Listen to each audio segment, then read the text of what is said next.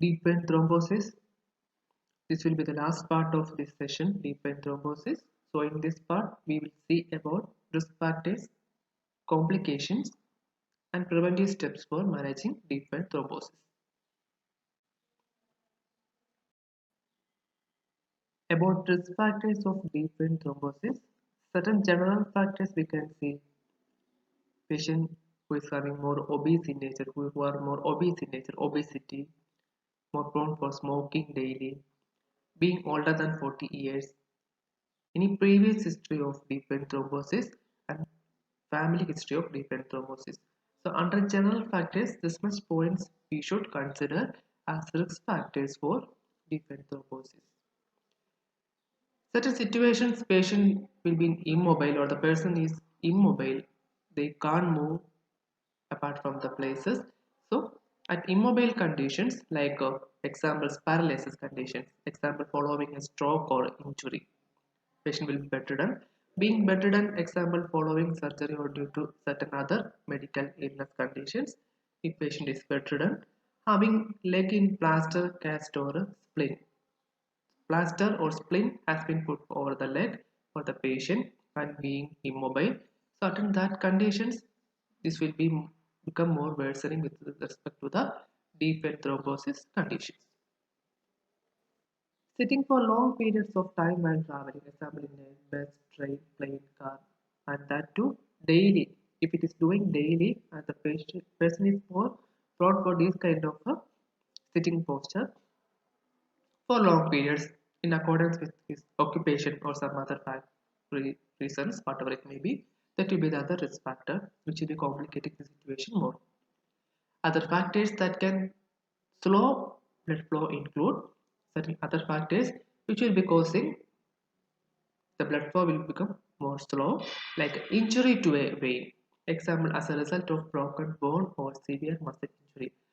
Whenever a bone is broken or any other kind of a severe muscle injury, the adjacent vein will be getting broken or injured soon. So any these kind of adjacent injuries with respect to bone or muscle will be afflicting over the vein also. So injury to a vein, surgery, particularly orthopedic and cancer surgery conditions, there will be chances of thrombosis and embolism. Heart related conditions, particularly heart failure, congestive heart failure like situations, varicose veins, phlebitis, so inflammations or any kind of infection which will be affecting with the veins will be act as other factors causing slow blood flow through the veins.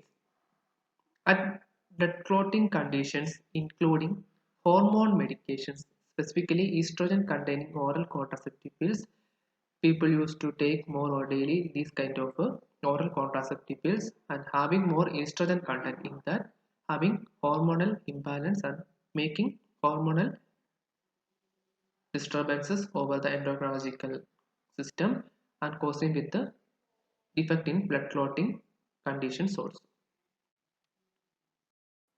Menopausal hormone therapies which will be causing with hormone replacement therapy or a HRT.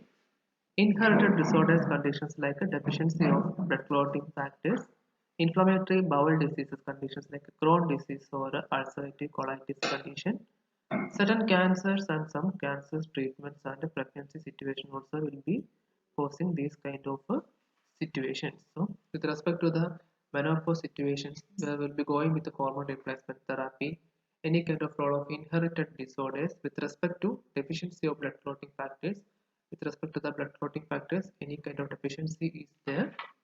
Inflammatory bowel diseases with respect to the intestine with Crohn diseases or ulcerative colitis condition, and role of malignancy, benign or malignant tumors, where certain cancers and some cancer treatments will be afflicting over formation of a deep vein thrombosis. As a result of that, thrombus will be forming, thereby causing obstruction to the normal flow of blood through the vessels. Pregnancy situations with respect to the pregnancy conditions also, this will be having a role of a complicative sites, and as a result of that there will be chances of occurrence of blood clots throughout the vessels or the veins, having as a role of a risk factor. Complications of deep vein thrombosis. With respect to complications, chronic venous insufficiency with primary conditions or phospholytic condition due to damage and scarring to the veins and is characterized by swelling, discomfort, and skin pigmentation in the affected area. So, as a result of deep vein thrombosis, most of the situations, chronic venous insufficiency will be forming, followed by deep vein thrombosis. It will be termed as post-phlebitic syndrome or post-thrombotic syndrome. So chances of a scarring of the veins and damage will be occurring to the veins, swelling, discomfort, skin pigmentation over the affected area will be manifesting. Pulmonary hypertension, where the blood pressure within the lung is increased with respect to any kind of venous incompetence or valvular incompetence and venous hypertension due to the formation of a blockage of lungs veins with respect to that or pulmonary vein. With respect to this condition, blood pressure will be increased within the lungs. Pulmonary embolism, as a result of pulmonary embolism, this will be making more fatal to the formation fatal to the lungs, also condition of the lungs. Formation of a blockage will be there within the vessels or veins of the pulmonary veins.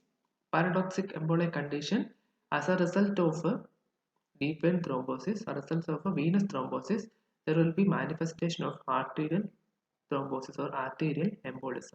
So whenever the broken pieces of a DVT or thrombosis parts of the emboli will be transferring to the arteries and thereby causing obstruction to the arteries also. That will be the cause will be doing with the paradoxic emboli. Recurrent DVT conditions, continuously deep vein thrombosis forming, that will be another complicative side of deep vein thrombosis with respect to continuous history and continuous onset of these kind of situations. Post-thrombotic syndrome, with respect to post-thrombotic syndrome, as a result of formation of thrombosis, that will be continuing with the current pathological situation and thereby causing formation of the embolism, will be affecting with the other vessels including veins and arteries, and as a sequelae of this condition, chronic venous insufficiency along with the other systemic disorders also will be forming with respect to the body. So post-thrombotic syndrome as a resultant of a deep vein thrombosis will be occurred as a complication also. Prevention, what are the preventions we can take in order to manage the condition of deep vein thrombosis? So first of all, quit smoking. People who are more prone for smoking or having continuous habit like smoking should be quit immediately. Otherwise, there will be severe complications, severe diseases associated with smoking also will be arising, or chances of arising of other complicated disorders also will be there with respect to chronic smoking. Maintain a healthy body weight. Always body mass index should be in a maintained level. Regular exercise should be there. Compression stockings with respect to normal blood flow, or in order to maintain normal blood flow through the body or to the limbs, regular exercise will be helpful. Compression stockings which will be using in order to go with or in order to continue with any other proper blood flowing methods. Compression stockings we can use. Drinking plenty of non-alcoholic fluids to avoid dehydration. Leg and ankle exercise to encourage blood flow in the legs. So most of the conditions, fluid loss will be as a major cause with respect to the normal equilibrium maintenance of the fluid system of body. So drinking more water, non-alcoholic fluids will be helpful for these kind of condition, and it will be helpful for dehydration also. And leg and ankle exercise, mostly we can give more importance to these regions to encourage blood flow in the legs.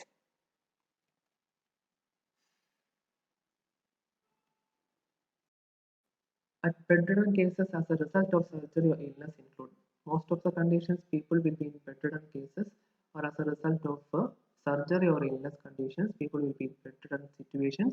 At that conditions we can go with certain preventive steps like using compression stockings, anticoagulant medications, specific leg and breathing exercise to promote blood flow. So most of situations will be helpful for the patients, those who are bedridden state, compression stockings, anticoagulants, along with the specific leg exercise will be administered for them specifically, and breathing exercise also to promote more blood flow through the body, and thereby we can avoid the situation also.